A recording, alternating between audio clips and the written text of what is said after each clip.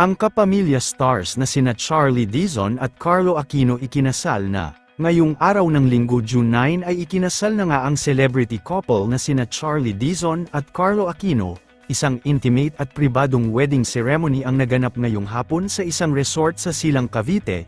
Dinaluhan naman ng mga kilalang personalidad sa showbiz ang kanilang kasal kabilang na ang iilang boss ng Kapamilya Network at GMA Network. Spotted din ang mga bigating artista na sina Maricel Soriano, Vilma Santos, Sylvia Sanchez, at marami pang iba. Kabilang naman sa mga bridesmaid ang iilang kapamilya artists na sina Bel Mariano, Loisa Andalio, Kyla Estrada, Sue Ramirez, Alexa Ilacad at Elise Joson. Matatandaan na nito lamang nakaraang taon ng 2023 nang inamin sa publiko nina Charlie Dizon at Carlo Aquino ang kanilang relasyon matapos silang magsama sa iilang pelikula. Ikinagulat din ng marami ang kanilang pag-iisang dibdib ngayong araw dahil nga umano naging tila sekreto at private ang kanilang pagpaplano sa pagpapakasal.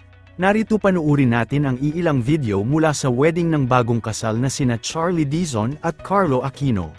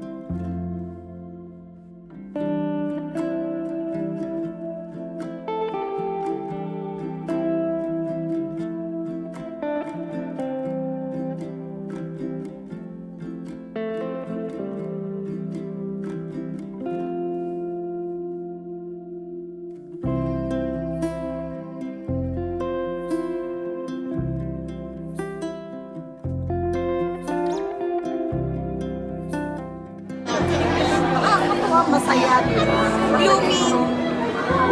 Blooming ka na sa beautiful daw. Yes, Nay. Ito ang idol ko dyan. Ikaw ang dami ni Ibya. Nakita mo ba si Ibya? Ano kayang anak mo?